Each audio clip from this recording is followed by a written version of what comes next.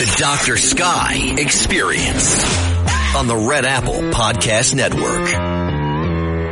From a powerhouse, blowtorch, Talk Radio 77 WABC, broadcasting, of course, from the center of the universe, New York City, to the nation and the world, and I'm sure out to the cosmos, welcome to another edition of the Dr. Sky Experience. Heard proudly on this radio station. If indeed you have questions and comments during our 2-hour adventure, the contact number, as always, is 1-800-848-9222. And we hope to give you good reason to contact our very special guests as we continue down the path of broadcasting subjects from the world of astronomy, space, aviation, weather, celebrity guests, and stories of American exceptionalism.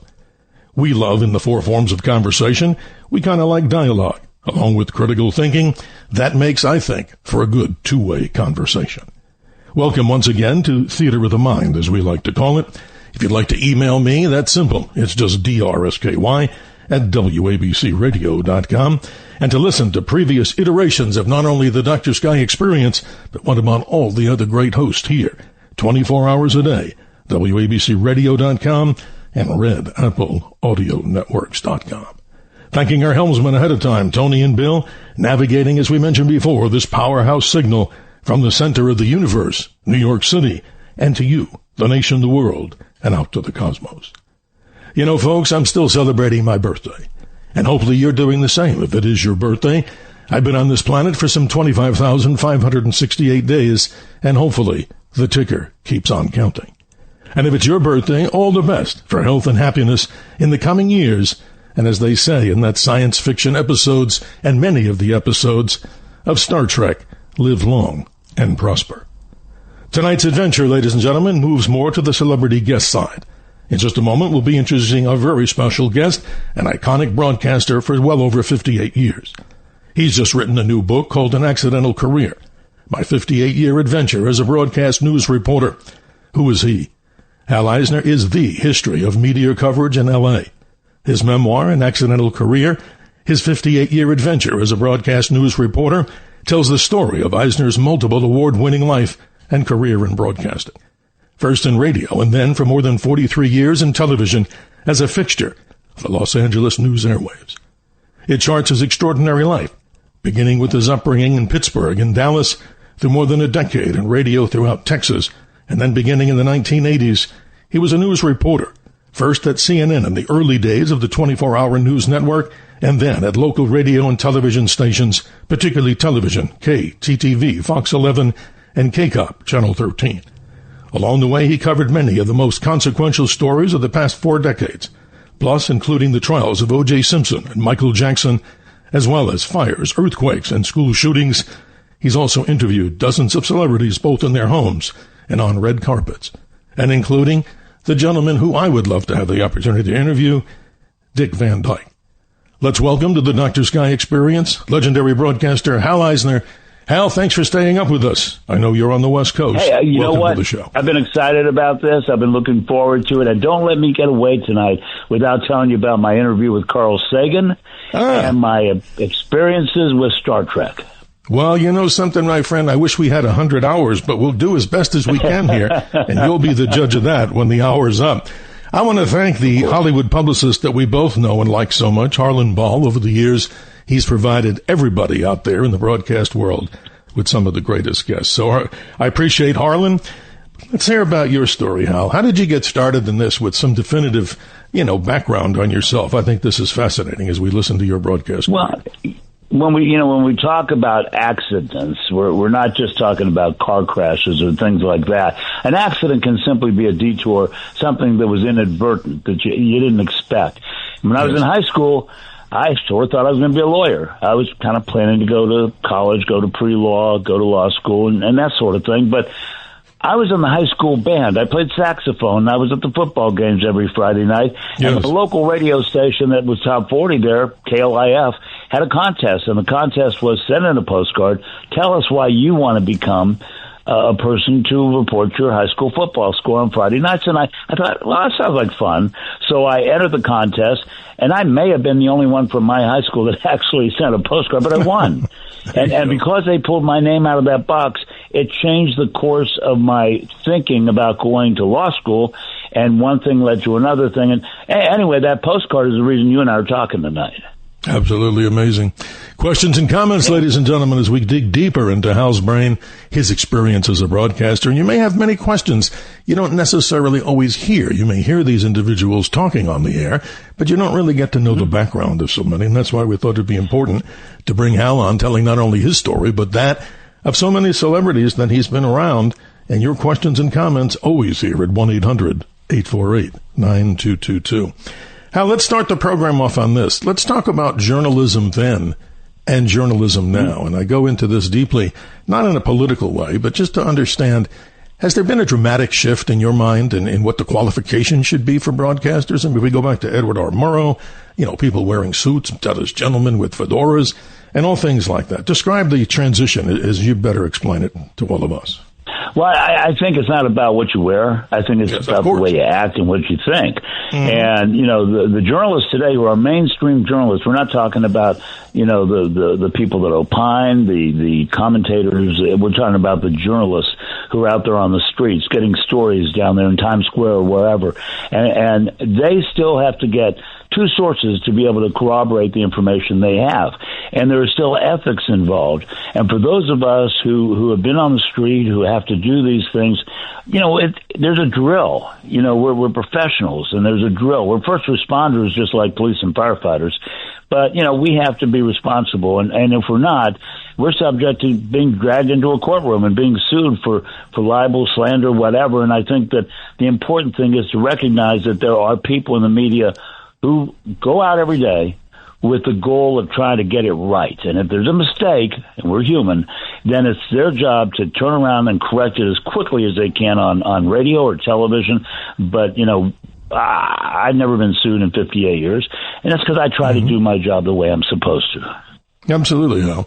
Interesting, ladies and gentlemen, as we listen to a man who's been there, done that, and then still doing things. We'll get into his projects that he's expanded on after his retirement. But let's go to this one. Everybody out there with probably the sound of not only this radio station, powerful as it is, they're concerns about AI. So let's talk about this in your opinion. That's all we want to hear.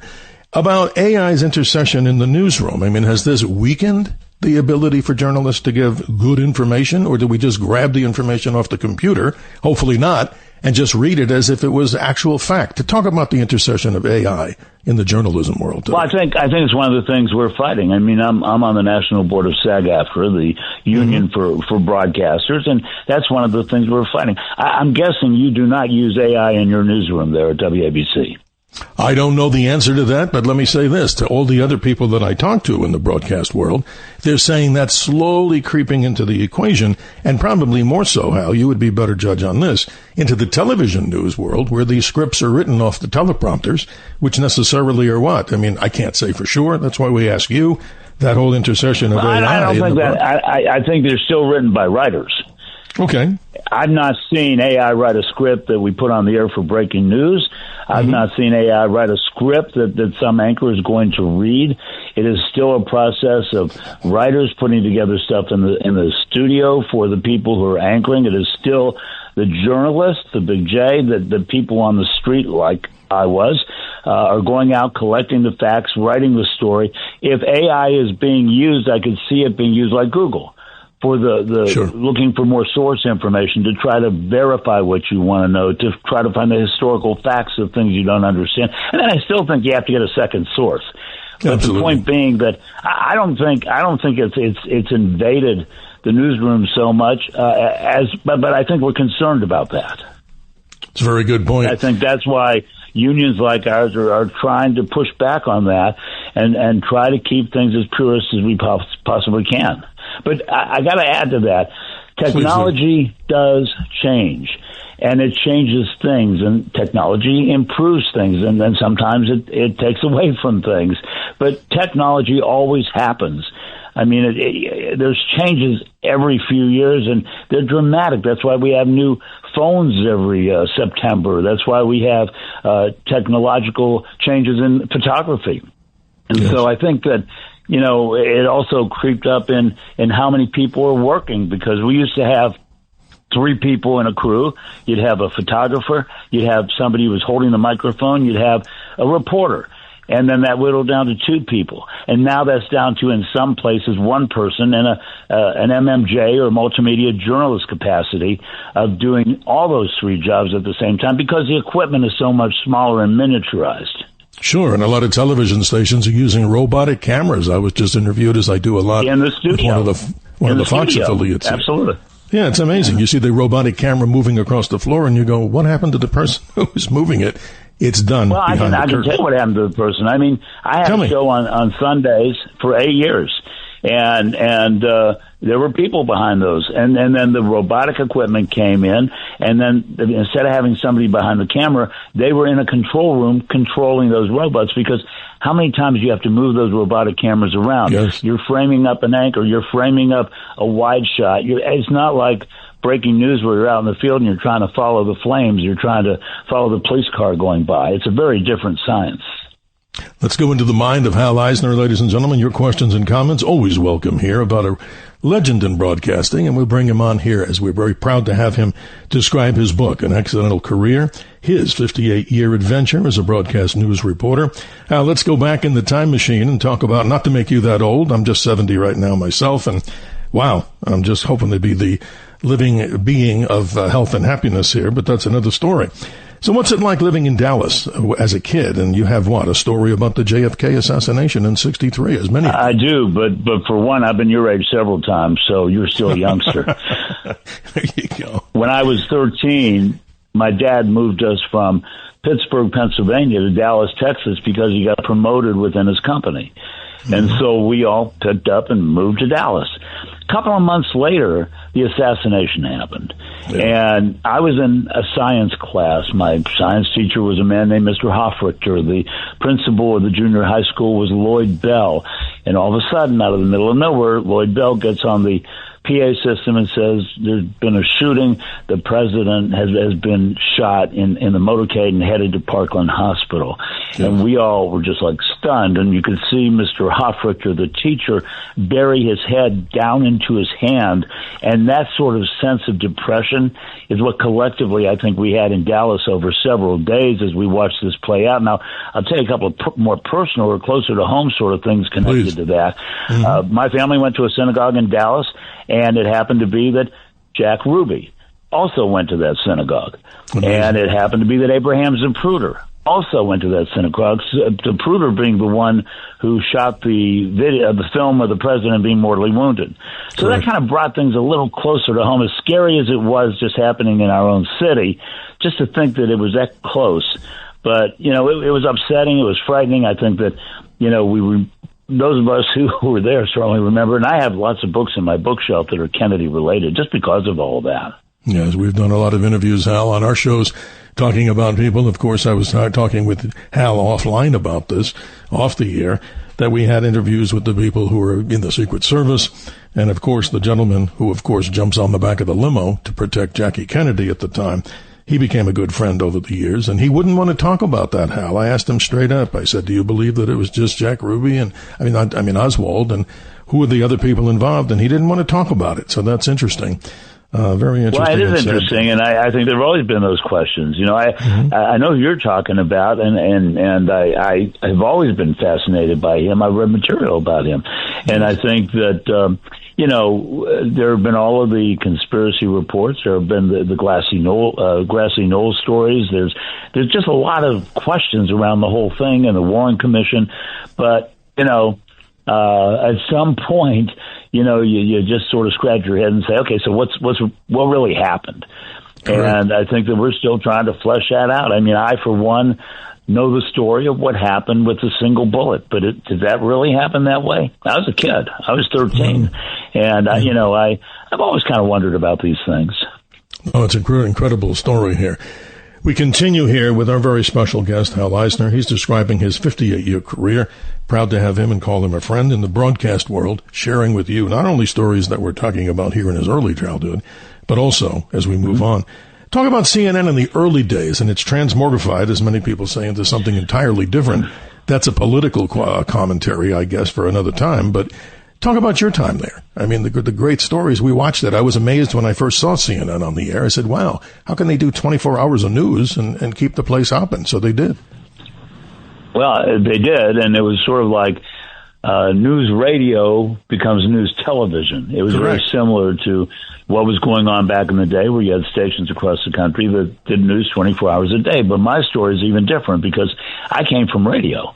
I didn't have any television background, and it happened to be that one of my news directors had gone to work for CNN, and he thought I had the skills and I had what it took to try to do that job. And so he offered me a job to come to Los Angeles from Texas, and I was like a little anxious about it, but I did it. And it wasn't easy. I mean, first of all, you got this very fast-paced march of get the stories, get them edited, get them on the air, get them right. And I'm still trying to figure out how that all works because, as you may know, in radio, we write to the imagination. If there's a fire down the street, we might say the flames were licking out from under the stairwell and draw pictures in your mind. And that's why we call this theater of the mind, Al. That's what I like to call these particular shows, because you're exactly right. You want to put a feeling of something that you can't see. Right. Yeah, no, that's I amazing. like that. I think that's very descriptive. And I think what I'm going to say here is that with television, if a picture says 1,000 words, then it's up to the reporter to come up with another 1,000 words to make that story more meaningful. The picture, it's not like radio. It's like television. You see it. Now what am I going to tell you? And that took some exercising. That took some mental exercising to learn day in and day out how to do that, what to do, how to get in front of that camera, how to do the interviews properly. It was sort of learning on the job, and that doesn't happen, but it happened because the guy that brought me in believed in me, and I certainly didn't want to disappoint. That's amazing what Ted Turner started back then, and I remember this. I mean, not to go back too deep into time, but was it in the early 80s, or was it the late 70s that CNN became a reality? Well, it was the early 80s. I came in at the end of 81, started on the air on January 2nd of 82, and so it was maybe about a year old at that point, or approaching a year old at that point. I'm not sure the exact start date, but I was in the early innings. Well, Hal, let's go on to the happy side here, if I call it that. That's your interview. So many wonderful people that you've had the chance to interview. But may I start and take the liberty of asking you about one person that I would love to have met, or still could meet, if the timing was right. And that is the great Dick Van Dyke. Talk about him. It's amazing. Dr. Sky, you wouldn't believe it. I got to tell you, I through an intermediary, I found that I had the opportunity to connect with Dick Van Dyke, and I watched him growing up, and I thought, what a wonderful interview for my Sunday show. And so I asked my friend if he could help me connect, and he did. And so a camera and I, we go out to Dick Van Dyke's home in Malibu and knock on the door, and the door opens, and how do you think he might have been dressed? Probably what, in a pair of shorts and flip-flops? Am I thinking right? No, you're close, because he was like in jeans and barefoot. Okay, there you go. Very, very earthy. Very relaxed. Very earthy. And yeah, and so he invites us in, and he shows us around, and he's got knickknacks and little figurines of characters from Mary Poppins and Stan Laurel pictures, who was his mentor. And I mean, just an amazing place, almost museum-like, but just wonderful and cozy and comfortable. And during the course of that time, we did a couple of really cool things. First of all, we sang Supercalifragilisticexpialidocious together. Try spelling it right. There you go. And then he showed me how to do a little soft shoe, and I did a little soft shoe with him. And got to understand, I'm 2 left feet, so for me to dance along with him was just a delight. I mean, this man was a delight. He was 91 years old at the time. And, when we were talking, I said, you think you're going to make to 100? I mean, I hope you do, but do you think you're going to get there? And he says, I hope so. And when he hit 100, I was so happy for him. And yes. Well, his birthday is December 13th, right? I didn't know that either. That's interesting. Yeah. Well, guess who else is a December 13th baby? Who, you? Me. That's what I just said. No, that's interesting. Wow. No, but the legendary. You're answering all the questions right, but I mean, absolutely. So I felt a connection to this guy, and I felt he was so warm and friendly, and just everything I thought he would be. It was just such a wonderful and memorable experience for me. Well, it's interesting. I spent a lot of time with Hugh Downs and had, become a friend of his, if I can take the liberty at that. And every time I would meet him, I would do these presentations on my science and, sky and science and space. And he would come in these senior communities where he lived, and he would sit there. And I was just I have to be frank and always honest here. I was nervous standing in front of him because he was the head of the National Space Society. The listeners may know 2020. And he looked at me and he said to me, "Don't be worried." He says to me, "Just carry on, be yourself." And I think that's so important. But a man like that, supposedly, I guess you could qualify it, they said in the Guinness Book of World Records, he, I think, has most time on television and radio than any human being still to this day. What say you, Hal? I think that's correct. I'm not sure that I know the data for that, but I can tell you a similar story. I was at the Golden Globes, and I must have been a little anxious. And the way that works is the reporters, the camera crews, they line up like a buffet line. And the stars and the nominees, et cetera, they come down reporter to reporter to reporter. And so George Clooney was right to the right of me. And I must have looked like I was a little anxious, that I was worried maybe he wouldn't talk. I don't know what my physical was, but in the middle of a question pause that he was doing to the guy to the right of me, he tapped me on the arm. And he said, "You're next, not to worry." And he gave me a little wink.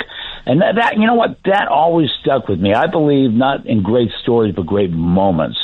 And when I was in New York, back when George Clooney was doing Good Night and Good Luck on Broadway, I happened to be there. I went to see that. I was a few rows back from the front, and I kept thinking about that moment with George Clooney as I was watching him perform on stage, because sometimes in this business, we're lucky enough to be able to meet people that give us memories. You bet. It's amazing. Hal's book, ladies and gentlemen, An Accidental Career, his 58-year adventure as a broadcast news reporter.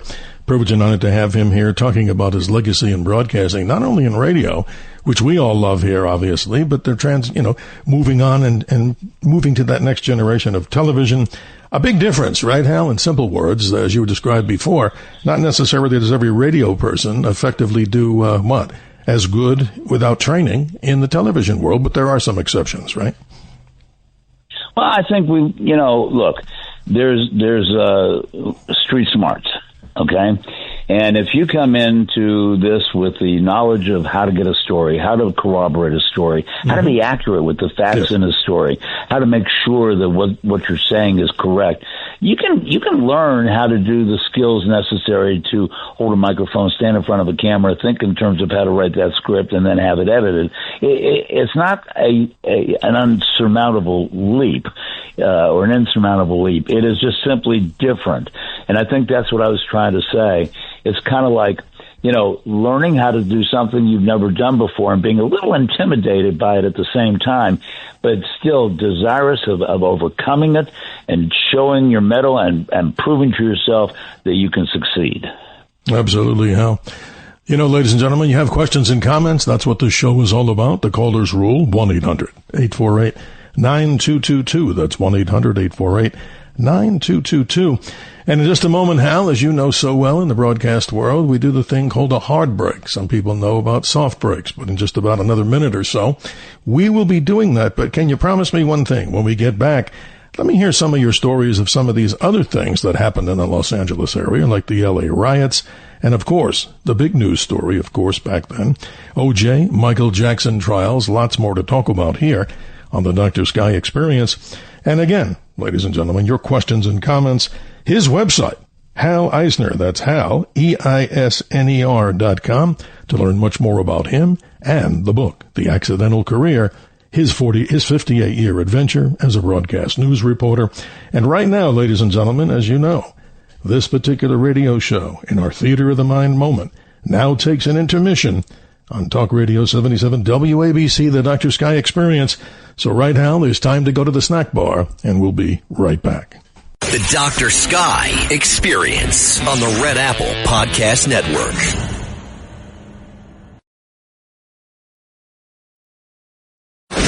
The Dr. Sky Experience. Entertaining and informative on the Red Apple Podcast Network.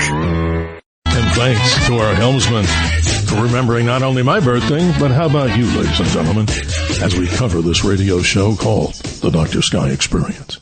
Here's a quote that I think you'll find appropriate. A journalist covering politics, most of us are aware of the necessity to try to be sure we're unbiased in our reporting. That's one of the fundamentals of good journalism, said by the great, late Walter Cronkite. Another great guest that we have here, ladies and gentlemen, as we continue to the top of the hour, Hal Eisner, a 58-year career, that is, in broadcasting with his brand new book. Al, thanks for being back. The phone lines are lighting up, so let's say good morning to Al in Yonkers. Good morning, Al. You're on with Hal. Al and Hal, how about that? Good morning. Good morning to you, Dr. Sky. Nice to speak to you and Hal. You know, Hal, I've never been able to get out to L.A. One day, it's a dream of mine to get out there. I've seen San Francisco. But I wanted to ask you, in your long, successful career, you probably met all different political figures and talent people. Who would you say was your most interesting politician you interviewed, and like a talent person like Johnny Carson? I was a big fan of the great Johnny Carson. Great stuff, Al. Wasn't he amazing? Oh, I love that guy. As far as I was not a political reporter, I would cover if a president came to town, I'd cover the news conference. But I wasn't really that wasn't my lane. You got business reporters, you got political reporters. I was what they call a general assignment reporter. And I interviewed many politicians over the years, and I don't know that I particularly had a favorite. So I hate to disappoint you on that. But I think that. We get to meet an awful lot of people, and I'm trying to remember the first part of that question because I got sidetracked on the politics part. But Dr. Sky, give me a hand here. Yeah, go ahead, Al. Repeat that for Hal, if you don't mind. Go ahead, sir. Oh yeah, I just being in LA is such a dynamic city. So many famous people live out there. So many different occurrences have occurred. We had the riots. You had the fires and all. Just basically, you probably had covered so many talented people in the talent industry, and it's just who you thought was like an interesting person, like Dick Van Dyke. Any other example? Martin Sheen. I happened to get some information that Charlie Sheen was very worried about his mom and dad because we had the Woolsey fire going on in Malibu. It was a really bad fire, and it was tearing down buildings and homes one after another, and it was a really bad one, yeah. And, he was saying he was worried about his dad and mom because he had no idea where they were, and that word got to me, and while I was out in Malibu, I was looking around to see where they might have gone. And Zuma Beach, I'm not sure if you're familiar with that place, but it's a huge parking lot. And me and my camera crew, we went over there. And sure enough, I was able to track down Martin Sheen. Martin was also on the SAG-AFTRA National Board. We never knew each other because it's a big board, and we never really interfaced, but I found him. I tapped on the window. I said, what, your kids are really worried about you. And I wonder, if you're okay, if your wife is okay, and would you like to get out here in front of the camera and tell the kids you're fine? He thought about that for a second. He got out there and he did that. And I think it was a really nice moment of dad and kids because, he recognized the fact that his kid would be worried about the safety of their parents. And it was something that really resonated with me. I'm a dad, and I think it really stuck with me as a real connection between the kids and the parents. Well, beautiful story, Hal. Let's continue. Thank you, Alan Yonkers, for being part of the Dr. Sky experience. The full board calls. Let's say good morning to Pete in Staten Island. Good morning, Pete. How are you doing? You're on with Hal. Hey, Dr. Sky, yeah. I just woke up and I heard you talking about Dick Van Dyke, and I hope he's still alive, because that's the only time anybody talks about those actors that entertained us so much. I wrestled as the Black Demon in the 80s, and I'm at Boston Garden. I'm wrestling with Johnny Roz as my tag team partner against the Moondogs, where Lou Albano was their manager. Yeah. So I look I never looked out in the crowd, but I look in the first row, and there's Dick Van Dyke. Wow, now that's a story. Wow. Yeah, so I decide to throw the wrestler outside the ring and drag him over to Dick Van Dyke. So Dick Van Dyke, he saw what I was doing, so I'm wailing away on the guy, and I says, I motioned to him, I says, help me out. So he grabbed him and he was pulling him, and I'm trying to, wrestle him, and Dick Van Dyke, and the crowd is cheering because Dick Van Dyke is helping me in this fight, So I was the heel. But I ended up playing good. I wrestled as, I did the undercard, like I did the dark matches.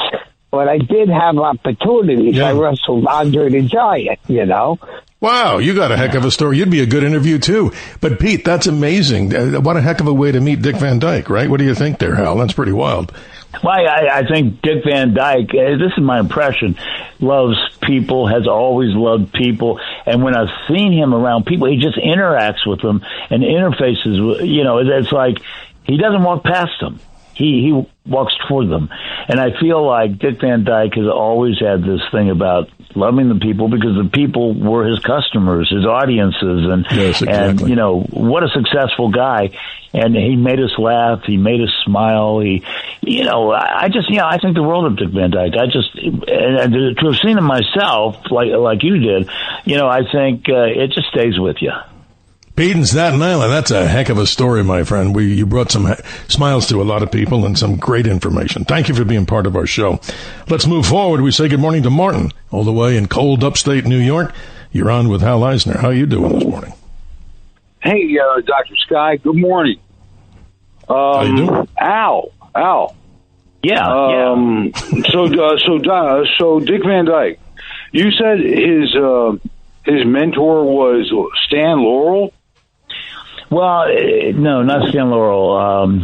Laurel and Hardy. So it was Stan Laurel. He has pictures of Laurel up on the wall, and he does that face of Laurel, and he liked him a lot, and he talked about him a lot, and he talked of him almost as if it was somebody that he liked and patterned himself in certain ways after. So maybe I'm using the word mentor, but I think he in other interviews has suggested that as well, and I've seen some other interviews where I've heard this connection.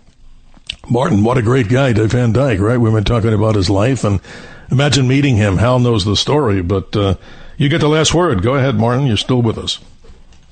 Yes, sir. I want to get into Star Trek and Star Wars. Mm-hmm. Okay? Star Trek. Okay. Star Trek, the original series, dealt with a very heavy subject every episode.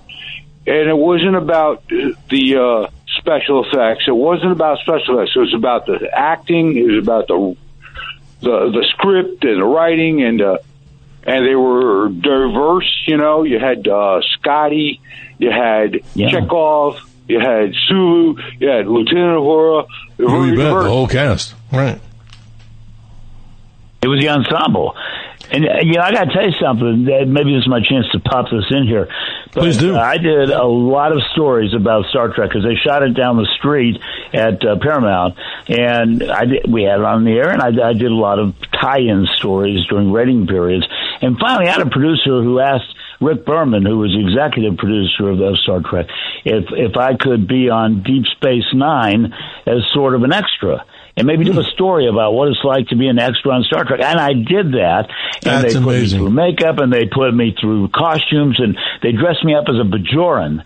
And they wrinkled my nose, and they dressed me to the nines. And I tell you, I had so much fun doing that on the set at Paramount. Al, that is the coolest thing I've ever heard yet. Here's a reporter, folks, that gets to be part as an extra, as you're describing. That is just off the charts. And I hope somebody said to you, live long and prosper, but I guess that's a whole different episode, and we'll talk about that. Except that George Takei and I have been friends for a long time in the sense of people who have kept in touch. And he was on my Sunday show a number of times. I would cover him when he was in the cars in the Pride parades in Los Angeles and in Hollywood. And there were plenty of times that when we said goodbye to each other, up would go the hand and we'd say, live long and prosper. Hal, we got about 2 minutes before the little break. You know what that is, of course. That remind you, and the listeners out there can anticipate it. But quickly, I've had an opportunity to interview Shatner, but what about you? You ever have a chance to meet him? I mean, he's in his 90s, and he looks like he's a heck of a lot younger and still full of energy. Yeah. You know what? I got to interview Nichelle Nichols. I got to interview of course, George Takei. I never got Shatner, never got to talk to him. You know what? It still could happen, although I'm not an active reporter anymore. I'm retired, so not likely. But I always enjoyed him. I think all of them were great, and I think, what we were just talking about a moment ago, it's the ensemble of Star Trek. It's the connection between the people. It's the connection between, Scotty and Doc. And, I think that's the stuff that really made it work for us. It's amazing stories. And that's why it's great to have somebody like yourself and, of course, Hal Eisner here talking about this long career, ladies and gentlemen, more than half of a century, reporting not only in the radio world, but also in the television world, doing so much interesting. His website, again, Hal Eisner, that's Hal, H-A-L, of course, EISNER.com, to learn so much more. As we mentioned before, we're going to the next break here. We call this in our Theater of the Mind, this intermission on Talk Radio 77 WABC, the Dr. Sky Experience. We will be right back. And yes, there's time, Hal, for the people to go to the snack bar or do whatever they do. And don't miss the rest of the show. We'll be right back. The Dr. Sky Experience on the Red Apple Podcast Network.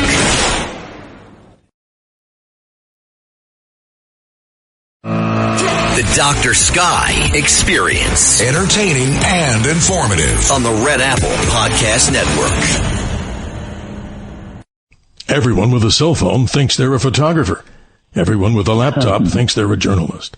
But they have no training, and they have no idea of what we keep to in terms of standards. And it's far out, and maybe it's not reality. And they have no dedication to the truth. This is a comment, ladies and gentlemen, from somebody that maybe many people don't know. The journalist, the White House reporter, Helen Thomas, a long time ago. 46 minutes after the hour, we return with our guest, Hal Eisner, talking about his extensive career in both radio and television. Before the hour, Hal, I want to get to some of the other stories, but I want to continue with the callers. Let's go to James in New Jersey. You're on with Hal Eisner. Good morning to you. Hello, Dr. Sky and Hal. I have a question about Walter Cronkite. Now, I grew up in the space age, when the space race. Now, he was always on TV, and he reported on all, from Mercury to Gemini to Apollo. Have you ever interviewed him or any of the astronauts? I have interviewed astronauts. I've not interviewed Walter Cronkite. I have his book here because I grew up to him, just like you. I watched him. I sat on my grandpa's knee in a rocking chair and watched him, and would watch Ed Sullivan. And I've been your age several times, and so I go way back there, and I remember Cronkite, and I remember that's the way it is, and the way he would deliver the news, and he was the most trusted man in America, as he was dubbed. And I think that there's a significance to that. And I'm glad that I have that connect and bridge back, because then it's me that gets to connect that bridge forward. Astronauts, yeah. I've had a number of astronauts I've gotten to meet over the years. I have a friend who's a space shuttle astronaut. But I have gotten to know. Let's see, who have I interviewed? I've interviewed Alan Shepard. It was at an event. That's amazing. Yeah. There have been a couple of these guys that have come through at various events and things like that, and I would have a chance to pop a question at them. That's incredible. James and Hal, I want to mention something. I did have the opportunity to interview Walter Cronkite, and it was centered around the journalism school that's here in Arizona at ASU, the Walter Cronkite School of Journalism, but it wasn't there. It was on the telephone, and I can just tell both of you in the audience, an incredible man. I mean, that voice, even if you didn't recognize, who he was, you would pretty much figure it out. But he was suffering, and I don't want to go into some of the personal details. He just had a surgery, and he was complaining and explaining, I should say, not complaining, his issue with the surgery. So still, the man gave me a good half hour on there. But James, that was interesting, and we've also had some great interviews, just like Hal, with the world of space, which we cover here. James, thank you for being part of the show and bringing that question to the air. Hal, I want to jump back to you, of course, as our special guest. I want to talk about the things covering the L.A. riots. I remember this. I was here in Arizona at the time. Horrible. You were there, right there, as they say, shoes on the ground, if not boots. Describe that whole horrific experience. It was scary as hell. I mean, or I would say scary as hell. Well, I'm a guy who likes self-effacing humor. So I had a podcast. I'm going to picked that up again called What the Hal. And sometimes I'll walk up to somebody and say, how the hell are you? But, it's like, it was scary. It was frightening. And let me just give you a couple of examples. I mean, sure. As I was driving from the station through the streets to get to where they wanted me to go, they being our assignment desk, there were sofas burning in the street, and we had to drive around them. As we're going down there, you hear gunshots, you see flames. I remember being at the news van, and I saw a reporter who was really upset. He was a reporter that came in from Las Vegas to cover this, and I took him into the van, and I said, let's talk for a few minutes, just kind of calm down a bit, because I could see that he was really anxious, really nervous, really upset. Mm-hmm. And so we talked for a while, and I tried to calm him down, and you know what got him? A bullet whizzed right by his head, and he heard it. Oh, my God. Nobody knows it like people who are there. I mean, those are horrific things in American history. And moving forward on this, the O.J. and Michael Jackson trials, I mean, that's interesting. It's still fresh in many people's head, and they have their opinions. What say you about that? It's an amazing time in American judicial history. Well, in O.J., I covered the crime. I covered the murders. I did not cover the trial, and I watched it just like everybody else, and the Dream Team defense, and Marsha Clark and Chris Darden for the prosecution, and, it was a daily event. I mean, you wanted to see what was going to happen next, and so I watched all that, but I was at the scene of the crime, and I remember it just how intense all that was. It was really incredibly intense.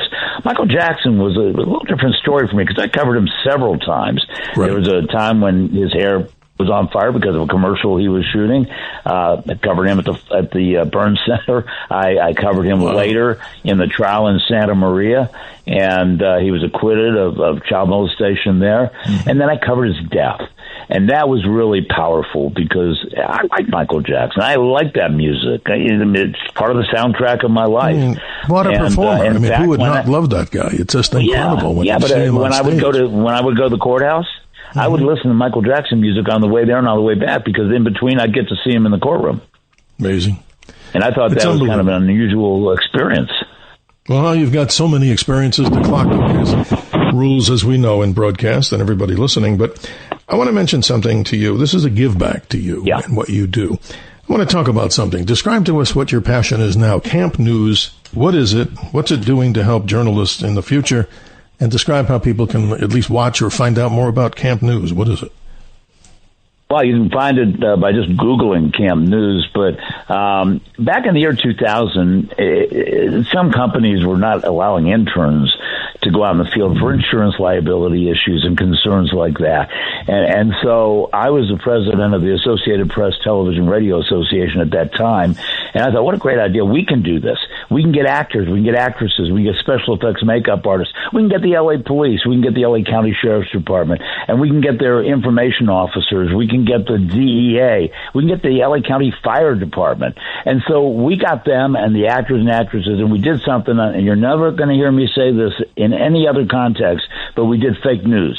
And we came up with a story, a mock story. There were mock news conferences, and with the help of people like me and other reporters and news managers and news producers and writers, they would be guided through the process of telling the story and getting something on video that they could take to a small market and show as what they would look like on TV since they had no experience. And that was so popular. We worked with Pepperdine University and created an anchor camp because they had an anchor studio. And so we had an anchor camp. We had a reporter camp. We did them both in English and Spanish. We added in a radio camp when there were students who wanted to know more about radio. And that's still going on today. The last one was in December. That's amazing. So people can go there. You're both on X and, of course, on Facebook. I think those are the two locations, or just Google it. Google Camp Instagram. News. I mean, what we do is we start registration in August, September, along in there. So that's the time to really be looking at my Instagram and Facebook. Social media is where we put the most effort out there. And there is a Camp News Facebook page as well. But, I got to tell you something. We talk about the quality of news people. I have gotten a barometer every single year when the students from these colleges, ASU, used to send students all the time as a group from their Walter Cronkite school. And I can see that the people that come through each year have the same fire in the belly as I did, have the same brains that you need to be able to get out there and get the information. They have the ethics and they have the desire. And, after seeing these students every year, and these are college students, I'm not worried about the future. I think these kids will have it in their hands. I feel good about it. Even this last crop back here in December, I thought they were great. One last comment, and it merges onto the political side, and I'll just say it as I want to say it. The Don Lemon arrest, the First Amendment, your opinion or what your colleagues are saying in the broadcast or your circle of friends. What's your opinion of what's going on there as far as the First Amendment? I think it's disturbing. I think it's upsetting when, people whose job it is to give information to the public is interrupted in some fashion or another. But what I'm going to do is I'm going to just say a little bit of a statement from SAG-AFTRA, the union, because I'm on that national board and I represent broadcasters. And what the statement says, it was issued by the union, is that SAG-AFTRA condemns the arrest of member Don Lemon, as well as independent journalist Georgia Fort by federal agents in connection with their reporting of events in Minnesota. This is a union that represents broadcast journalists across the country. We have a lot of them in New York right there. And they perform the essential function of documenting and reporting on newsworthy events as they unfold. The First Amendment protects this vital work, and any attempts to criminalize constitutionally protected journalism threatens not only our members, but the fundamental democratic principles of a free press. And it ends with, we will be monitoring this case closely, and I certainly will be as well. Absolutely. I mean, I understand many people may agree with what you've said, many may not, but that's why we have the First Amendment, so we can obviously express our opinions and hopefully never have them curtailed. Yeah. It's a way of censorship. Yeah. It's interesting how, and really quickly here as we wrap it up here, and again, I hate to wrap things up because I could listen with you and learn a lot from you, and I hope I'm doing a good enough job as we try, and you're a good person who doesn't have to say, oh, Steve, you've done a great job, but I hope at least I've done a competent job. Oh, Steve, you've done a great job. What a guy. Honestly, what a guy. Look, let me just say this. I had no idea what I was getting myself into, and I love hearing these people that are calling in, and Al and Pete, all these guys. I'm just really enjoying this conversation. So, yeah, I think you're doing a great job. Well, thank you to the listeners that helped make this, because I always say it humbly. It's like I think of myself as like an air traffic controller. I'm trying to bring the planes in and get them out. And in those versions, those are the people and guests moving back and forth and try to keep it with a semblance of some sort of credibility and balance, if there is such a thing in this world.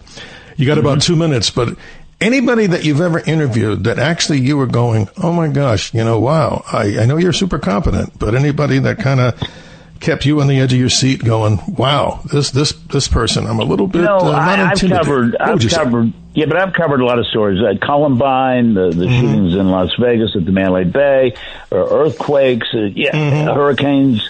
But you know what? It's not about the stories. And it's not about the celebrities. It's about the regular people. And I just want to tell you one little story here. In 2017, Hurricane Harvey hit the Houston area, and I was sent down there to help the reporters who were really getting tired working around the clock to keep people in Houston informed. So I got in there and I rolled up my sleeves and I started doing the coverage in Houston. And on a Sunday morning, there was a church that had been torn apart by a tornado that dipped out from the skies during the hurricane. And so the people who were praying were sitting in folding chairs outside of the wreckage of the church. And so as a trained observer, I'm looking to see who it is I want to talk to. And I saw this little family, mom, dad, couple of kids. And I went over after the service and I said, could we talk to you? And they said, yeah. And they came over. And as I was talking to mom and dad, I could see that the little girl, maybe 10 or 11, 12 maybe, was really emotional.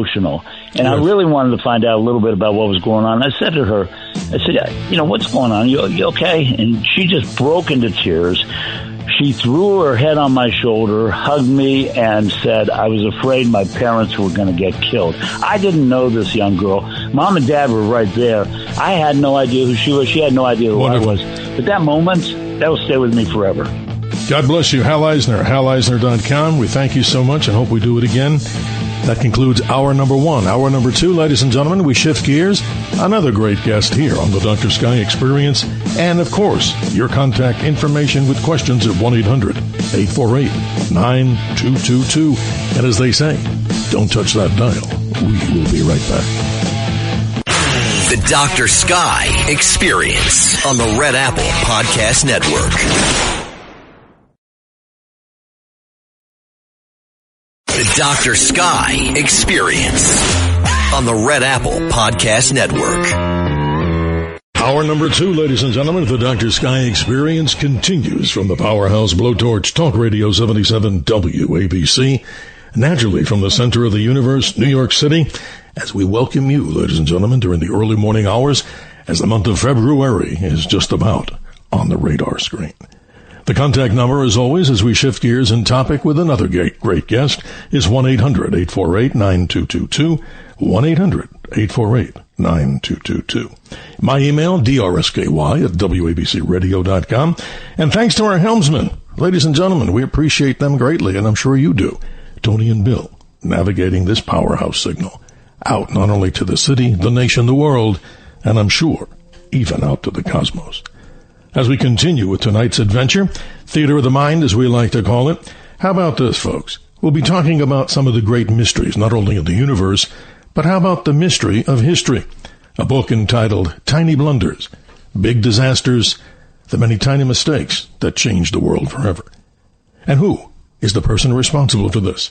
His name is Jared Knott, and he has numerous articles published in national magazines alongside some of America's most famous writers, including in American Greatness Magazine, Human Events Magazine, the Mensa Bulletin, and, of course, the American Thinker. He is a decorated combat infantry officer in Vietnam in the 1st Air Cavalry Division. In his civilian career, he has served as Vice President of Sales, Marketing, and Marketing Director in the home improvement industry. A father of 5, he lives in the Atlantic area with his wife, Catherine. And with that, to learn so much more about the mysteries of history, thank you, Jared, for staying up with us during this early morning hour. How are you, sir? I'm doing fine. Thank you very much. It's an honor to be here. Well, God bless you, sir, and thank you for your service, because I've always looked at, I was an Army veteran myself, but certainly did not do the things that you did, flying in those incredible Huey helicopters, and I know I could always hear them, right, sir? When you hear that big rotor slap on the top, you know something's coming. An amazing story. That's right. That's why I call them choppers, right? There you go. So you're interested in history. Talk to us about this, because I'm finding this book to be most amazing. And not to give every bit of the book away to the listeners, they, of course, can go to your website, bigdisasters.com, and we recommend that they do that. Obviously, the connection of military and history, but tell us the passion for this, because we're about to hear some things that maybe many people never heard of, little things that caused big things to happen, right? Yes. The inspiration for the book comes from the old adage that comes down from Benjamin Franklin, that for one of the nail, the shoe was lost. For one of the shoe, the rider was lost. For one of the rider, the battle was lost. For one of the battle, the empire was lost. The empire was lost, all for the want of a nail. Well, that's a nice old saying. But I was always wondering years ago, I first got the inspiration for the book, about that's been almost 12 years ago. That's a nice old saying, but how often does it really happen that a single tiny mistake causes an empire to collapse? You'll be amazed how often it happens over and over again. That's incredible. And not to steal information from your book, but to share it with the listeners, of course, in the greatest way possible. Let's talk about something. A simple goof that one of your article headlines here in chapters. How a simple goof led to the fall of the Roman Empire. Well, what's behind all that? This sounds fascinating. Yes. Elon Musk sent out this tweet about 3 years ago talking about what happened to the fall of Constantinople, which was the last vestige of the Roman Empire. And somebody forgot to lock and close a gate in the fortress wall when they were being attacked by the Ottoman Empire. This particular fortress there in Constantinople was extremely well built and well designed, and it stood for over 1,000 years. It withstood 23 different assaults successfully, and he sent out this little tweet with a cartoon, and it showed a soldier in bed with his helmet on, and the blanket pulled up, and a little balloon over his head that said, did I remember to lock that gate last night? Wow. And the answer is no, and that was the end of the Roman Empire. And there was two other examples of the book where gates were not locked or closed that led to the fall of a fortress. And here's another teaser in that connection. That what outrageous character bought stolen horses from the Comanche Indians using counterfeit money? Now that sounds so bizarre even to hear it. Wow, that's strange. What could possibly go wrong? When the Comanche came back for revenge, this led to set off a chain of events that had a major impact on the history of the southwestern United States. John Wayne later played this very colorful character in a John Ford movie with the help of Natalie Wood. Wow. So there's a connection not only to Hollywood, but real factual details. It's an incredible deep dive that you have to go through. You just don't find this stuff under a rock. You got to dig. So it takes, a long, long time of research. And you've done a lot of that research in this book, of course. Yes, I tell people that I have a mind that is a trash bin of trivia, and okay. I may forget where I put my keys, but I can remember things that I read 30, 40, 50 years ago. And plus, we're blessed with an internet, which is like this gigantic library that you can research subjects in like 4, 5, 6 articles on whatever subject you're looking up pretty easily. So that makes some research much easier than it was for our fathers and our grandfathers. But it was book 1 and book 2, and I didn't know there was going to be a book 2. I wrote book 1. Book 1 is doing extremely well. It won 7 awards, and it's sold over 40,000 copies on Amazon. And then there was kind of a demand for a second book, and we're blessed with, by the way, we look into history, there's just a treasure trove of goof-ups and mistakes that happen generation to generation. And so there's just a rich treasure of all kinds of stories of people messing up here and messing up there and shooting themselves in the foot, not, of course, in the political arena as well as in the medical field, as well as in the navigational field. There's a wide range of human mistakes that are in some ways tragic, but in some ways interesting and engaging and fun to read about. Well, this will be an exciting hour as it's already underway, ladies and gentlemen. 1-800-848-9222. If you have questions for our special guest, Jared Knott, he's here. His book number 2, as I'll repeat it again proudly, Tiny Blunders, Big Disasters, the Many Tiny Mistakes That Changed the World Forever. And many of the listeners might have some questions out there about things that they were perplexed about. But with your great research, obviously, we'll get to the bottom of it.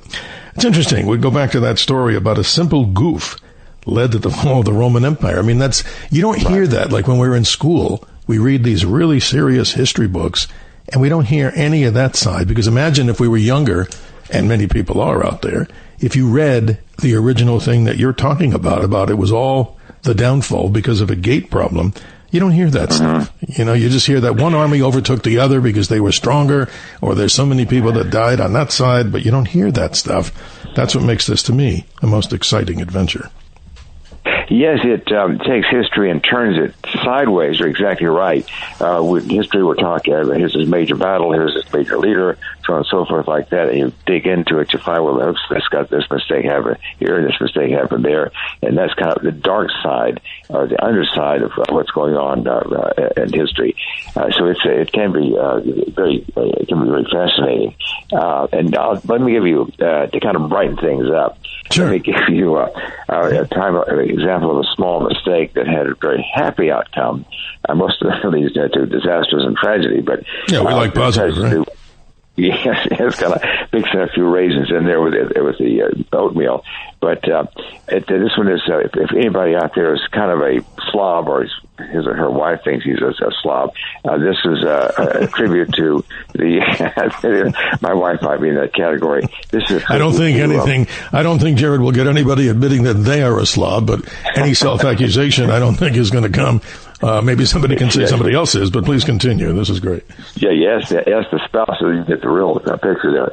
But anyway, this is a tribute to a patron saint of sloppy people, but Professor Fleming, back in City, London in 1928, was an advanced and well-respected professor in his field in microbiology, but known for keeping a very sloppy lab.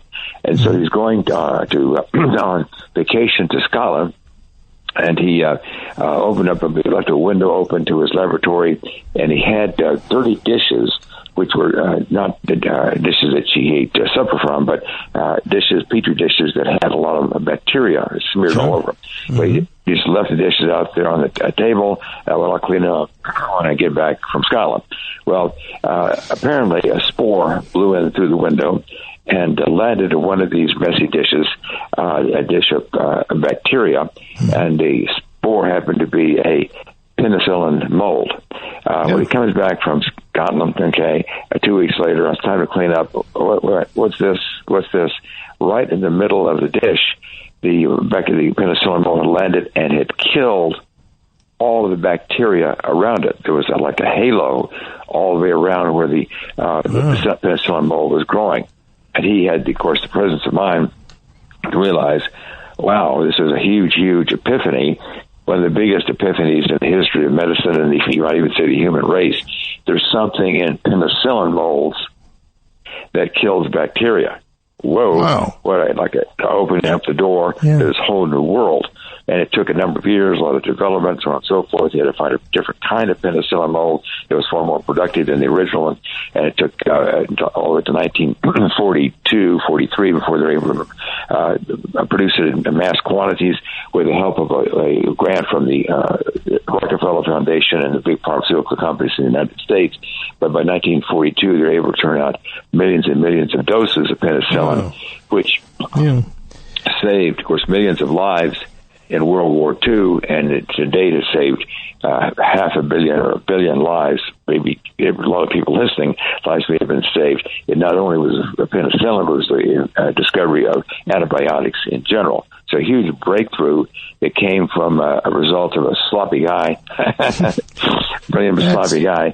So the next time your wife is getting on to you about cleaning up your closet, just say, but maybe I'll discover penicillin. I don't know. No, really. I mean, that's incredible. It's like divine inspiration. Something flies through the window, happens to do something that nobody would have planned to do. So imagine if that window was closed, right? That's the other side of the story. So we would still be wondering. Neat and tidy. If you'd been neat and tidy, the whole thing might have been missed. Right. Wow. See, ladies and gentlemen, amazing stories of the mysteries of history as we talk with our special guest, Jared Knott. If you're just joining us, it's 1-800-848-9222. Your questions about these mysteries of history, and he will be giving us so many more throughout this 1-hour interview. His book number 2, entitled Tiny Blunders, Big Disasters, subtitled The Many Tiny Mistakes That Changed the World Forever. May I move forward with something that I'm looking at here, just to get your, understanding of another great mystery that maybe people may don't know about, the importance of powder puffs and lipstick, the Kennedy-Nixon debate. This is interesting, folks. Yes, it was fascinating. Nixon had been ill. He had hit his knee and injured his knee. He had been in the hospital, and he got out of it, and then I think injured again coming into the studio that night for the debate, the big debate between John Kennedy and, of course, Richard Nixon was the Vice President of the United States. And he was already kind of sick-looking, and he was asked if he wanted to have makeup put on. And John Kennedy, who was well-tanned, had said no, he didn't want to have makeup on. And Nixon, kind of a macho thing, well, if he's not going to have makeup, I'm not going to either. Well, he looked very tired. He looked very sick, very pale. And by the way, at the last minute, Kennedy had them, his assistants, apply makeup on him, so he looked fresh, strong, and vigorous, and Nixon looked weak and tired and sick. And so there's kind of an old conclusion, a rumor that those people who heard the radio debate on radio thought that Nixon won. People who saw it on television thought that Kennedy had won. There's never any actual surveys to verify that, but there was a lot of anecdotal information that was the case. Well, they had a second day, a total of 4 debates. And, of course, the second debate and third debate, Nixon had learned his lesson and had makeup on and won. All experts think he won the second and won the third debate. And the fourth debate they considered to be a draw. But the damage was done with the first debate. Now, Kennedy, quote-unquote, won the election, but he wanted by an eyelash, and a lot of people said it was a false eyelash, with the help of Sam Giancana of the Mafia. And they won Chicago. They stole a lot of votes in Chicago. Also, Lyndon Johnson was stealing a lot of votes in Texas, a lot of votes stolen in Missouri. So it was now pretty much clearly established that they stole an election. But it would have gone, you can't steal a landslide. You have to steal very close elections. It would probably have been won by Nixon if he had just put makeup on and performed better visually in the debate. I might mention also, I talk about that in this chapter, that according to Seymour Hersh, Nixon accepted a $100,000 bribe. That's kind of a plot of that particular chapter from a Romanian industrialist who wanted to remain in the United States. The immigration department was trying to deport him. He paid Nixon $100,000 as a senator from California at that time to introduce legislation to let him stay in the United States, but that was blocked by Emanuel Sellers, the Democratic leader in the House of Representatives. He was saying that something very fishy, smelled very fishy about the whole situation. But that particular item did not become public during Nixon's lifetime. The CIA, by the way, got a copy of the check. It was always a testy relationship between Nixon and the CIA, and also J. Hoover was aware of the situation and may have used that to blackmail Nixon later to not fire him. Nixon was going to let J. Hoover be terminated, but he changed his mind after he had his arm twisted behind his back with that particular story. So a lot of nuances in the whole business, but if Nixon had worn makeup, he might have won in 1960. Totally amazing. As we continue with these little things, the subtitle, the many tiny mistakes that changed the world forever. I also know and have read a lot about this, but not the genuine scholar, that Vice President Nixon at the time was sweating pretty much so on television. So obviously, as you described, not looking strong when he looked a little weak and pale. That's amazing how the difference of the opinion. When you're listening on radio, Nixon, many people thought, won. And then, of course, watching television, the power and persuasion of television over radio, these little things that matter in history. We're talking with Jared Knott, ladies and gentlemen. He, of course, we're talking about the mystery of histories as you talk with me and everybody else out there. Your questions and comments, very important to us. If you've got a conundrum about history that you think fits into this conversation, let's see what Jared Knott has to say. But a little special surprise, I wanted to leave this for the appropriate time, and it's now. If they go to your website, bigdisasters.com, History Aficionado Fun Quiz. Tell us about that, because people who have a fascination with history and think they know it all or know a lot, they'll be pleasantly surprised, I guess, don't you think? Talk about that. Yes, if you go to tinyblundersbigdisasters.com, tinyblundersbigdisasters.com, you go to the website, and it has 4 free chapters there. It has a portrait gallery with 27 personalities with a little bit of dirt on each one. I'm half kidding about that. We have dirt on a few, not all 27, and we have a fun quiz there, and they ask various kind of oddball questions. There was a president of the United States that was very good at spitting tobacco juice across the Oval Office, and he kept a sandbox in his office, and he could spit, 10 feet away. Wow, that's amazing. You wouldn't want to get him mad at you, I guess. And there's presidents of the United States just kind of picking one personality out of that portrait gallery. Eisenhower was known for his famous infectious grin. You couldn't. General Montgomery said if you couldn't help but like him if he just smiled at you. So he's known for his famous grin, very likable individual, and what he wanted to be. But he also cultivated a reputation for being very unforgiving of subordinates who let him down. So if you went to work for General Eisenhower, if you went to work for President Eisenhower, your B-plus game would not work. A-minus game wouldn't work. It probably would take your very best A-plus game to be able to make it. A reputation that he cultivated, and by the way, was also known for his explosive temper. He would just blow up like a Bessemer furnace, and then it started to affect his health, and so he started trying to control his temper in the White House. But he was known for having a short fuse and would blow up very big. All of that behind a very likable smile. Yeah, we're all human, and obviously things that you're uncovering here about individuals. First of all, I wouldn't want to be president, and I respect our current president highly, but let me say this. It must be the man killer of all jobs. Even if it's a woman killer. I don't know how anybody can do that, because what? You have a military aide wake up the president every morning at a time. Let's say you come flying back from something on Air Force One. Tomorrow morning, you've got the president of some country there. You can't sleep in late, and you have to shave, shower and do all your stuff to be ready. I don't know how people do that. What say you? That must be the most amazing thing in the world. What energy you have to be a president.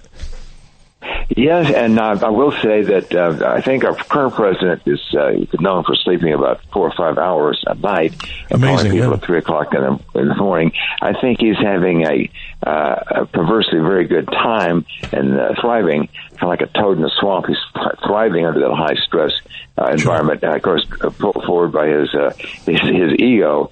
Now, I'll say openly, I'm a supporter of President Trump. I guess I can say a big supporter. I think he's going to go in history. He's one of our very, very best, probably maybe the best president. But sometimes his ego gets in the way of his good judgment. I have a chapter in the book about Douglas MacArthur, who had that same issue, a very accomplished man, first in his class at West Point, one of our best generals ever. But at the same time, he sometimes made mistakes when his self-esteem was more important than his common sense. And I do not think it was wise myself personally to add his name to the Kennedy Center. I think somebody rubbed some people the wrong way. I don't think it accomplished anything. And then, two, we handled the situation with Rob Reiner. I think that was a little bit rough the way that was handled. And I'm not sure Greenland, the whole business about maybe a little bit too much bluster about trying to take possession of Greenland. Sometimes he goes a little bit overboard. He has learned to be better at not being quite so caustic and confrontational that he was in his first term, but sometimes his ego kind of rubs some people the wrong way, and sometimes they're opposed to him for that reason, even though he's been enormously successful with the real issues of his administration. Let's talk a little bit about you before the hard break in just a few minutes here at the bottom of the hour, and still 1-800-848-9222. Please come in and join the conversation in our Theater of the Mind here. But of course, I'm saluting you and all the members of the military. You were a decorated combat infantry officer in Vietnam in the 1st Air Cavalry. I want to read something from your book, and it's a salute to all the veterans. This book is dedicated to the men and women that you served with in Vietnam who did not come home. Except by the grace of God, my name, meaning your name, would be listed with theirs on the memorial wall. That's a powerful thing, my friend, and I wanted to get that out because, again, it's about truth, justice, and the American way. And more importantly, what could be more important than that? Repeating it. Truth, justice, and the American way. What say you, sir? Yes, I did a lot of prayer in Vietnam. I was a young lieutenant who had never commanded troops before except guard duty. And there I was with 46 men in the most stressful time of my life. And I would pray every night that we made it through. A noble young man, I said, somebody has to die. Let it be me, but let's all make it through. And the prayers were answered. I was very fortunate. None of my men were killed. None of them were seriously injured. The other platoons lost people. So there's the old saying that there's no atheist in a foxhole. And I was agnostic when I went to Vietnam. But I was under the extreme pressure of combat. I found my faith. I was praying every night that we made it. And some people say God may have saved me for something. Maybe saved me to write the book, maybe appear in your show tonight. No, I appreciate you, sir. And I salute your service and all those that endured this part of American history and all our men and women that served our nation. It's time now, ladies and gentlemen, for our Theater of the Mind, that we now take an intermission here on this powerhouse, Talk Radio 77 WABC with the Dr. Sky Experience. More with you, ladies and gentlemen, your questions and comments, and more with our special guest, Jared Knott. His book number 2, Tiny Blunders, Big Disasters, the Many Tiny Mistakes That Changed the World Forever. We will be right back. The Dr. Sky Experience on the Red Apple Podcast Network.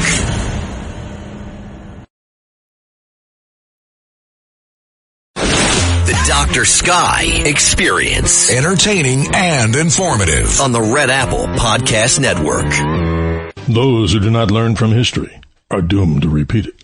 An often said quote, as I say here on the radio, by George Santayana.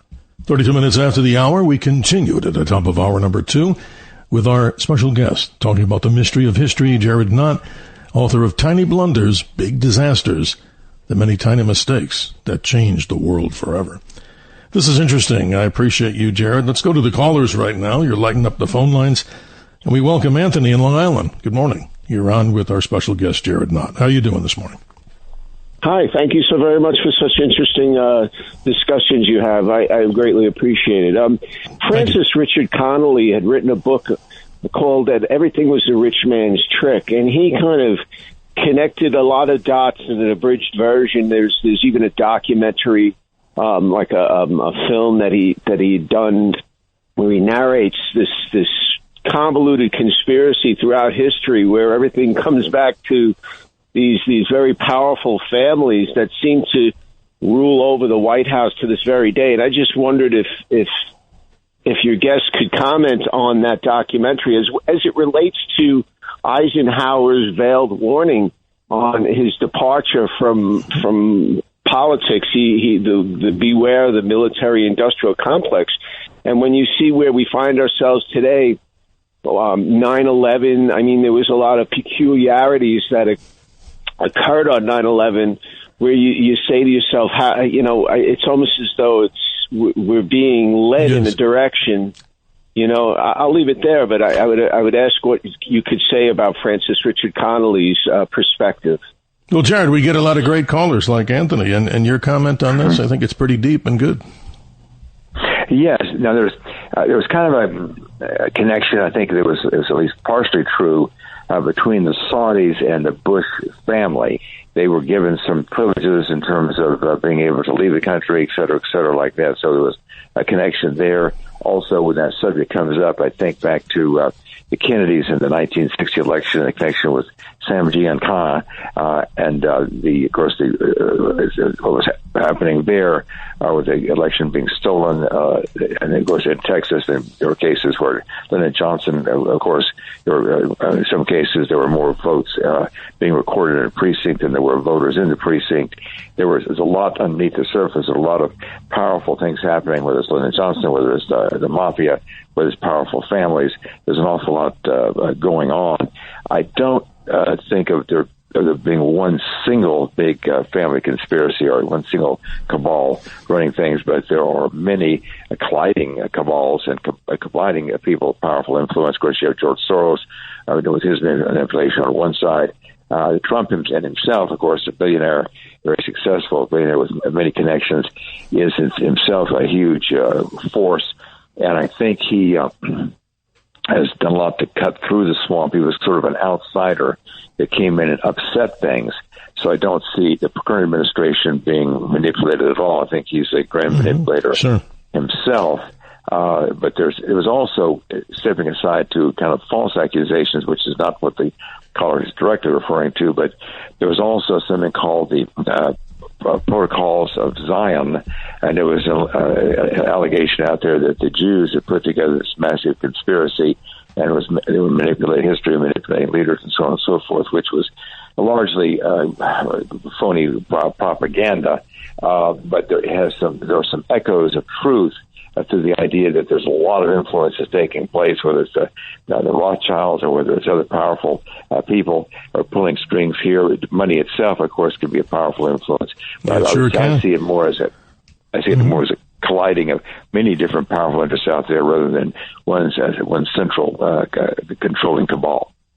Well, thank you, Anthony, in Long Island. I wish time permitted, but let's continue with the callers as we move through time and space. Let's say good morning to Max in Manhattan.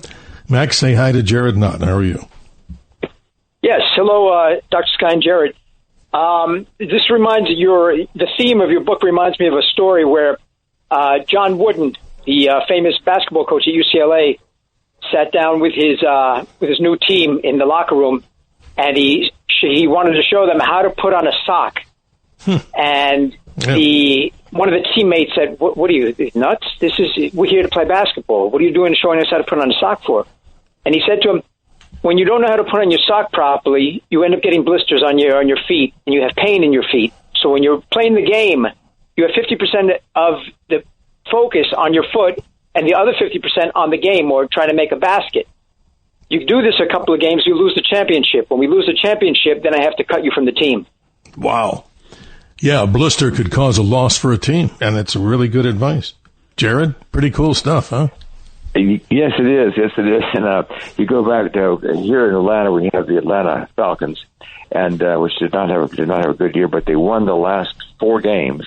And if they had just won one more game, they would have made the playoffs. Okay, and then they lost 1 or 2 of the games, I think, by a field goal that didn't quite make it, or hit the goal post and didn't quite go in the right side of the goal post. Just one kick, okay, and we would have been in the playoffs. There were 1 or 2 kicks, we went to the playoffs. So over and over again, you find examples of one little tiny thing that dominoes into something else. It's the butterfly effect in history. That's a story by itself. That's what happens over and over again in basketball, in football, in politics, in wearing makeup for the debate, and other mistakes over and over again. It's amazing. And, excuse me, Max, you get the last word if you're still with us. Go ahead. I thought this was a fascinating conversation between both of you. Dr. Scott, you bring on some very good guests and good writers. Please keep it up. Keep up the good work. Thank you. Appreciate your confidence, and I appreciate the listeners out there. 1-800-848-9222. Here's what I'm going to do. When we go to the next break, I want to ask you this, because I study astronomy as part of one of the major subjects here from my own background. But one of the questions that I don't want you to answer, if you don't mind so far, is something regarding the Great Chicago Fire. And we'll get into that later on in the conversation, because I always do this. And people are texting me and emailing me saying, hey, we want to hear something about the sky.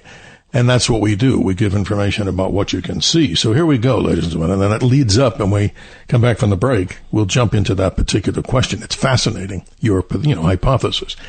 So, folks, if you're looking around the night sky as we move right into February, don't forget, on the 1st of February, we find the beautiful cold full moon, or the full cold moon, to be more precise.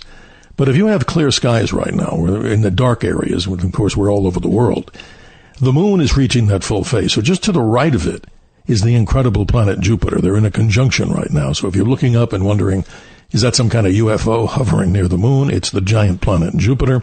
And don't forget, folks, from space sciences, this is shifting the gears a little bit here, of course, Jared, just for a moment. We're finding out that many people are now interested in the Artemis II launch. That is the SLS rocket, 322 feet tall. It's going to be heading with their 4 crew members to a journey like Apollo 8 back in 1968. It's headed to the moon. And this is an amazing adventure because it's going to take them on a 10-day journey. And if all goes well, can you imagine being in this improved but yet tiny spam can, a little more electronic sophisticated than before? It could launch as early as maybe February 6th, maybe through the 9th. Then it could go, if they don't have the right window or the weather, maybe all the way up into March 11th. But they'll be going some 4,000 miles above the moon and slinging around the back edge of the moon, only so that they can use the speed of that whip around the moon to come back. But when they come back toward the Earth's atmosphere, they'll be traveling faster than any humans have, 25,000 miles per hour. No car, no motorcycle, no airplane that I've ever been in ever flew that fast. And they had earlier concerns about the heat shield from Artemis 1, so hopefully, on a positive note, the astronauts do this. It's a dry run for Artemis 3, which eventually, maybe in the next few years, will land Americans and other nationals on the surface of the moon. Fascinating stuff. So sorry to take away from that. I always like to give people the little sky update.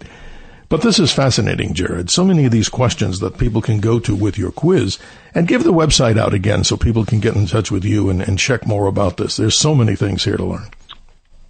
Yes, it's at tinyblundersbigdisasters.com, tinyblundersbigdisasters.com. We have 3 Instagram reels there. We have the John Wayne reel. We have the Elon Musk reel. We have the Watergate reel. And it's a fun place to visit. It's sort of like a cavalcade for history buffs. That's amazing. And how can they get these books? I mean, obviously, wherever good books are sold, wherever you purchase your books, whether they're regular, brick and mortar stores, or, of course, on places like Amazon. any other way that they can get this, or is there a audio book for these, or who knows? Tell us more. Yes, there is an audio book, which a lot of people like. I think it's very well done.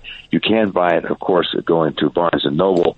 That way, most people will go through Amazon. You go to my website, tinyblundersbigdisasters.com, and you can click on Buy Now for book 1 or for book 2, and that takes you back to Amazon, and you purchase it that way. You can purchase it electronically.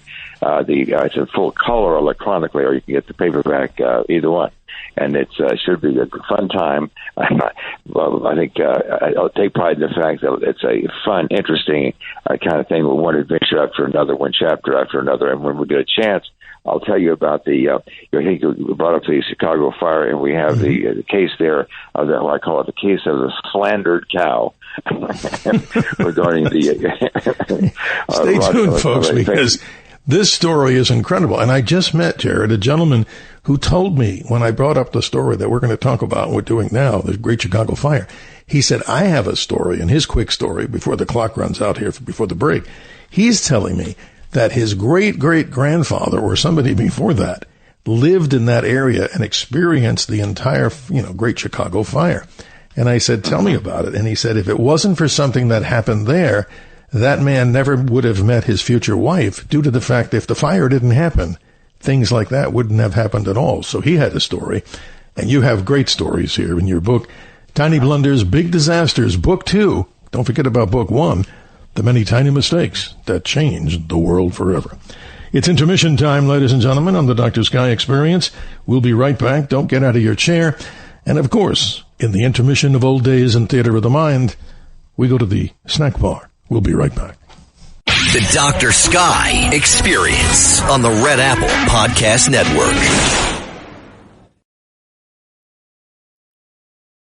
The Dr. Sky Experience. Entertaining and informative on the Red Apple Podcast Network.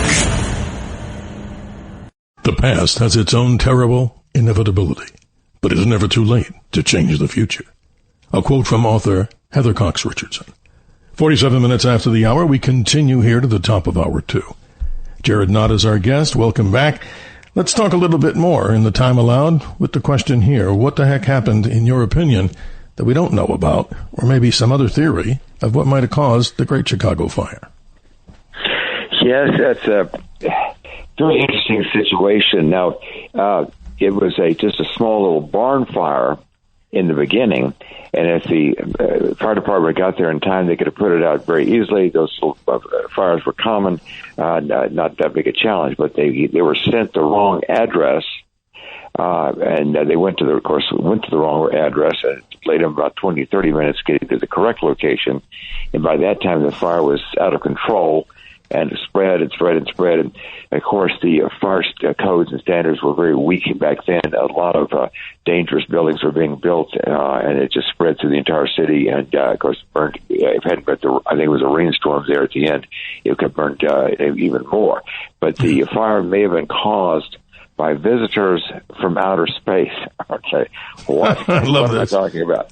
Yeah, sure enough. But I think I tell you that another kind of tragic part of the story. Another part of the tragic events that just before he died, there was a reporter that admitted that the story about the O'Leary's cow kicking over a lantern and starting the fire, he made up out of whole cloth.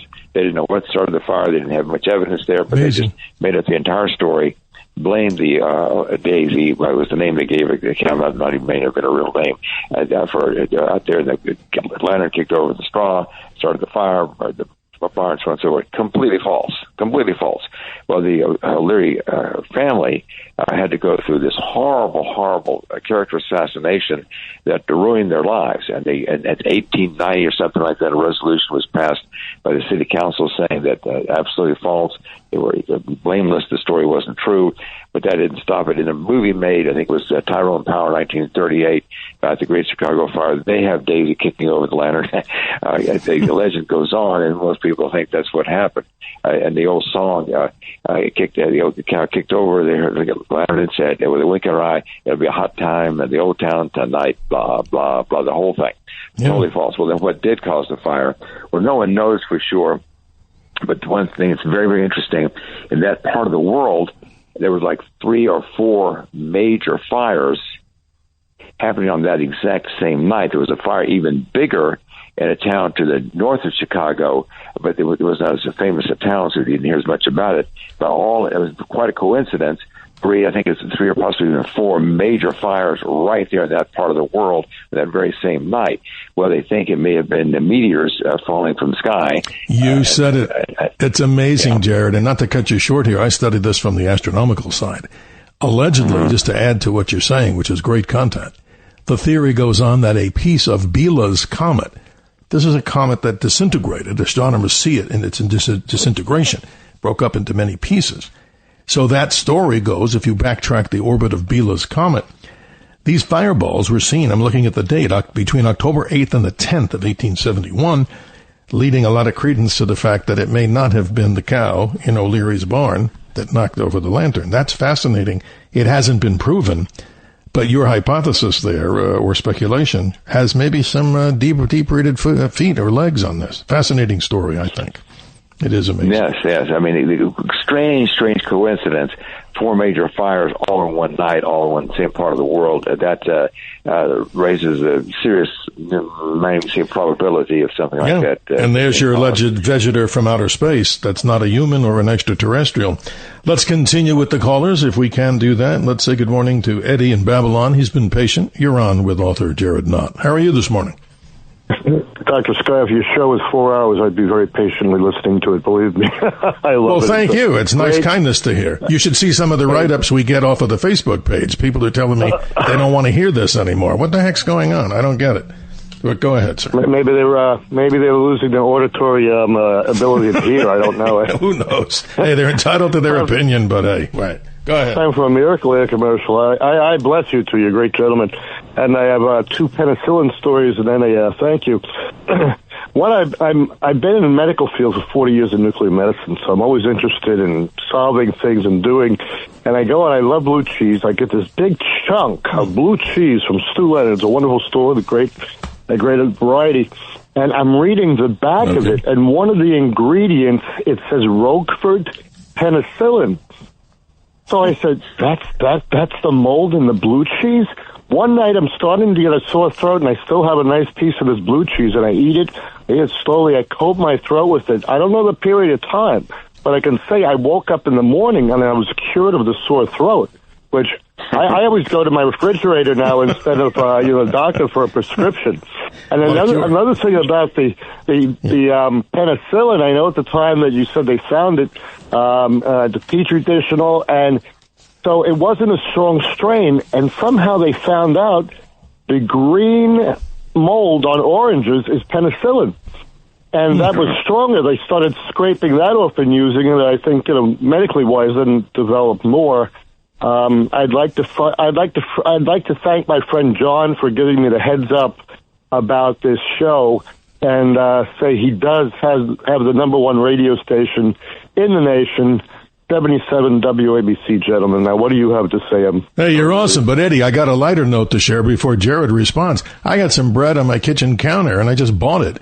And all of a sudden, gentlemen, I'm getting this green stuff growing on there. Is that, gentlemen, penicillin, or who knows? Yes, it is. It is. Wow. Part of it is, John raised a very good point. The original penicillin that Fleming found was not all that productive, and there was a lady there who went out shopping, and she was connected with the research that was being done, and farther on down the line, and she came back with this cantaloupe that was just covered with this green mold. And there was a different variety of penicillin mold that was 200 times more productive than the original. That was an important breakthrough. Also, they were able to do things with an X-ray process to refine the production, and they were able to produce 1,000 times as much penicillin mold than the original mold would have produced. And also, they went into a submersion kind of a system with the pharmaceutical companies, and massive production was possible as early in 1942. Just in time to save many, many lives in World War II. But a good stopper was part of the whole process. Eddie, thank you for your comments, and you get the last word. We got about 2 or 3 minutes, and then we got to say thank you. and move on through time and space. Please continue if you're with us. Okay, I think he's gone. Okay. Well, you know something? This is amazing, this story. We could go on for, like he said, for 4 hours because your information is what rocks here and all of the other great special guests that we get. Have a guest idea, ladies and gentlemen, send me an email. Not a guarantee that we'll get every single one of them. You, of course, go to drsky@wabcradio.com. Let's see if we can get one more caller in there. I think we have John in Tennessee. Good morning to you down in Tennessee. How are you, sir? Dr. Sky, thanks for being at the Eclipse in Texas. This is a story I want to know if your guest knows anything about it. In 1892, on the Great Lakes, 2 vessels go down because the engineers on the Great Lakes determined that it was the way that the metal was made for these early metal-hulled 300-foot vessels. As you know, J.P. Morgan got the Titanic made for the White Star Line in the cheapest place in the world in Scotland because of the number of lifeboats that were required. The Titanic in 1909 was being built with the same technique that was outlawed on the Great Lakes in 1892, 20 years earlier. And should never have been built the same way in 1909. Have you heard anything about that? Wow, John, that's powerful. Yes, it was not well built. The rivets were put in such a way that was not the best way to hold the plates together. Now, backing up on the Titanic story, is that when they were changing officers, second officers, just before the voyage, the new second officer did not get the key from the first second officer, the key to the locker, and that held the binoculars. They called them the glasses. And so when it came time for the people up on the crow's nest to be up there looking for icebergs on the open Atlantic at night, and the particular iceberg that hit the Titanic was a black iceberg. It was not easy to see to begin with, but they had to do it with the naked eye and did not have the binoculars. And when the gentleman survived, in the investigation that were taking place in New York afterwards, they were asking how much difference would that have made. Well, we weren't able to see the iceberg much sooner with the binoculars. How much sooner would have plenty of time to have gotten out of the way. So they would have been turned to port, turned to the left, turned to the port. They would have missed the iceberg altogether if the key had been passed on correctly from one officer to the next, and they'd unlocked the locker and got the glasses out to be able to do their job properly. A tiny blunder and a big disaster. Jared, thank you. The clock runs out. John in Tennessee, thank you so much for bringing these points to the table here. Always great information from our guests. Give your website out again before the clock runs out so we can, of course, have people go there and learn so much more. Yes, Tiny Blunders, BigDisasters.com. TinyBlundersBigDisasters.com. It's a fun place to visit, especially if you're a history buff or even if you're not. And my favorite, part of it is the John Wayne reel. That was a lot of fun. And then also the fun quiz is fun as well. We have 4 free chapters there. Thank you. I hope we do this again, and I'm sure we will. You have a good morning, and thanks for staying up with us early into the morning as we move almost into February. Thank you, sir. Thank you, Jared. Thank you very much. I appreciate it. Always a pleasure, my friend. Ladies and gentlemen, our broadcast tomorrow, Saturday night to 2 a.m. Sunday, this particular last Saturday of every month is a rebroadcast because my duties take me as MC on a dinner cruise in an Arizona lake called the Dolly Steamboat. If you're ever out in Arizona and want to see the wonders of the darkness of the night sky, go to dollysteamboat.com. I think you'll be impressed.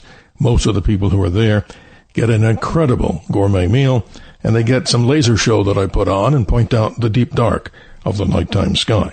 And wishing everybody the best for health and happiness, we now pass the torch of conversation to T.J. McCormick for the other side of midnight as he moves on as we continue this particular planet, moving around the little star we call the sun.